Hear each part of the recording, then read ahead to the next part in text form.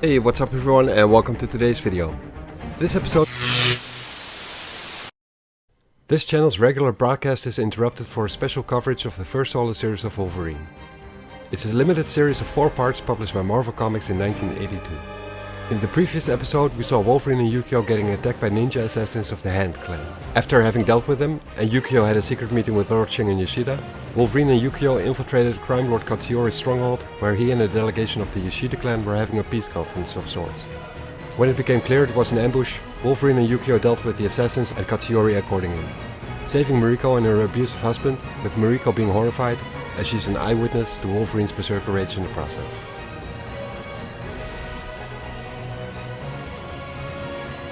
Issue number 3.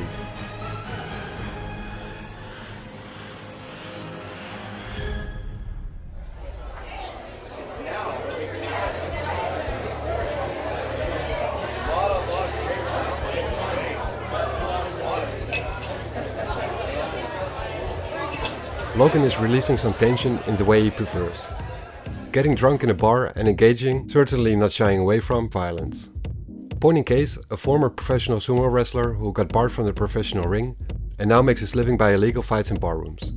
He did not take Logan's challenge seriously, but that quickly changes as Logan picks him up and throws him outside the bar through the window.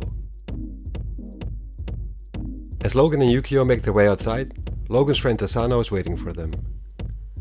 Logan, even though he's hammered, instantly notices Asano, who himself is an agent for the Japanese Secret Service.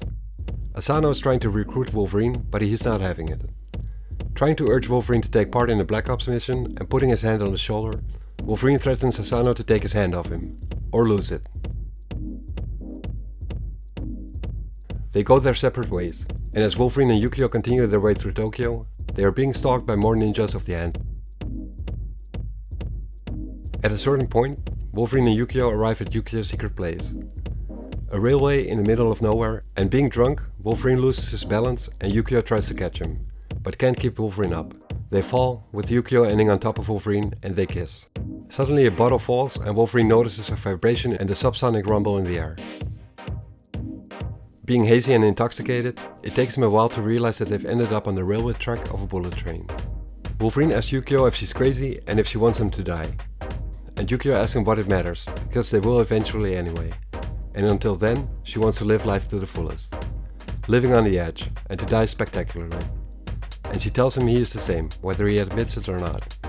Logan passes out and Yukio tells him to just sleep, and that she'll protect him. He has a dream, a nightmare. The dream has facets of his recent experiences while in Japan, set in a historic setting, but resembling his current adventures and drama. Him trying to get Mariko's hand, but being insulted for not being worthy of her love, her hand or her life. For being an animal, a beast. With Shingen standing behind Mariko as she shoots the final arrow through his body and soul, dumping him back into the abyss he had struggled himself out of so long ago.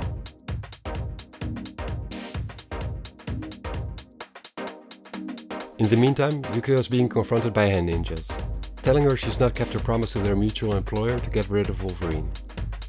They're telling her to kill him here and now, to cut his heart out. She says she will need her blades for that, thinking to herself she likes a challenge, with there being 5 of them against only her and a passed out Wolverine.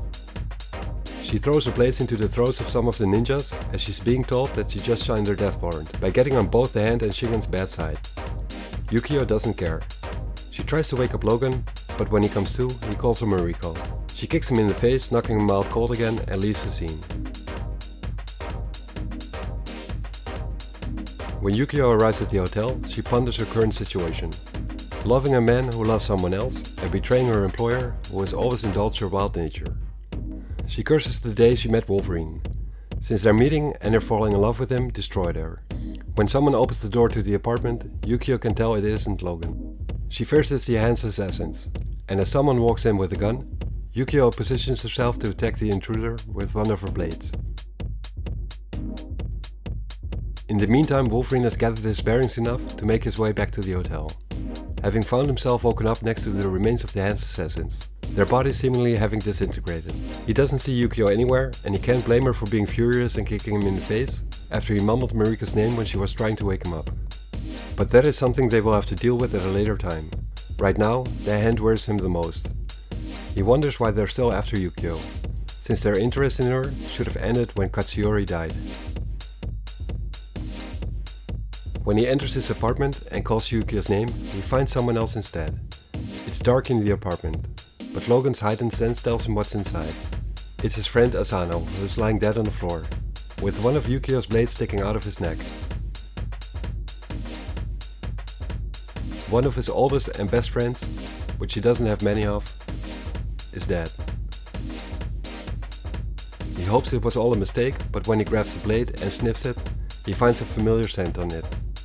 It's the same scent he noticed when he was poisoned with the shuriken on the night he went to see Mariko. On that night, Yukio was the one who ambushed him.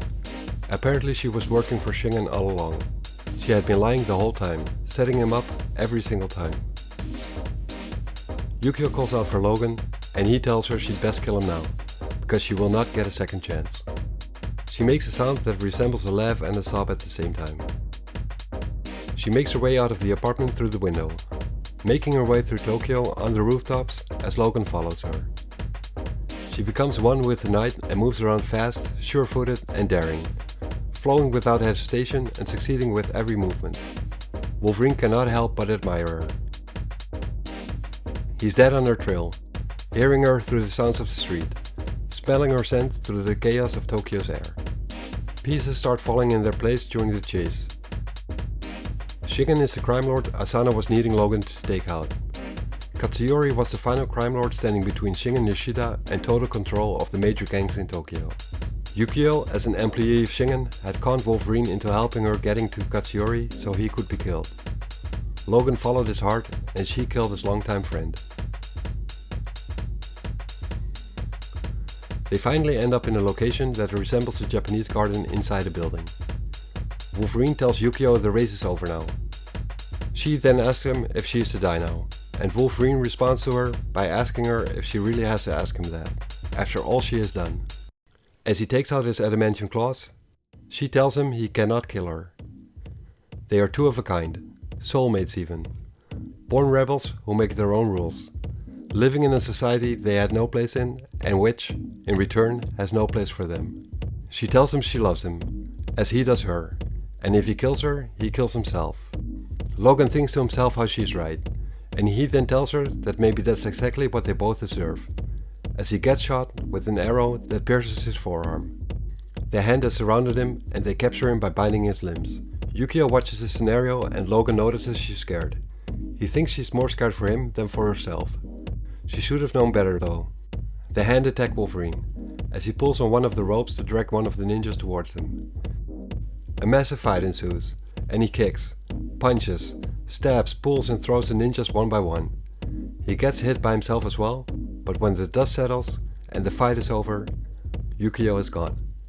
No surprise there, of course. What he is surprised to find is that two of the hand ninjas have her blades in them, which makes him wonder if she was saving herself or him. He takes a look at his surroundings and recognizes the theme of the garden. It's supposed to resemble the Zen gardens of Kyoto, a place of peace and tranquility, but that is no more. The garden is wrecked, its patterns are broken and order is turned into chaos, resembling Logan's life. No matter how hard he tries to strive for inner serenity, he screws up. He wonders why he still bothers. Why fight against what he is by nature? Yukio wants him just the way he is. Mariko wants him to change, to grow, to temper the berserk animal inside of him. He loves both women, but he also failed them both, just as he has failed himself, because he has lost himself. He touches the gravel of the garden, smoothing the stones, creating order out of the chaos. And out of that order he wonders if peace will come. And that's when he finds the answer, laying hidden deep inside of himself. The key isn't whether he win or lose, but the key is trying. He may never become what he would like to be, but how will he know if he doesn't try? Putting effort in being the change he needs. The alternative, stagnation, may be safer and less scary than change, but it's a terrible form of death. Not a death of the body, but a death of the spirit. That's the difference between being a man or an animal. An animal knows what it is and accepts it. A man knows what he is, but asks questions. He dreams and strives. He changes and grows. Shingen took those dreams away from him, but only for a time. Logan is a man and not a beast. A man that is going to make Shingen pay for his mistake of treating Wolverine as an animal.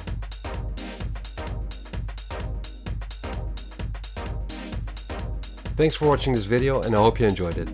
You can help growing this channel by hitting the like button and by subscribing if you haven't already subscribed. This tells YouTube that the videos I'm making should be recommended to others and would be very much appreciated. See you next episode.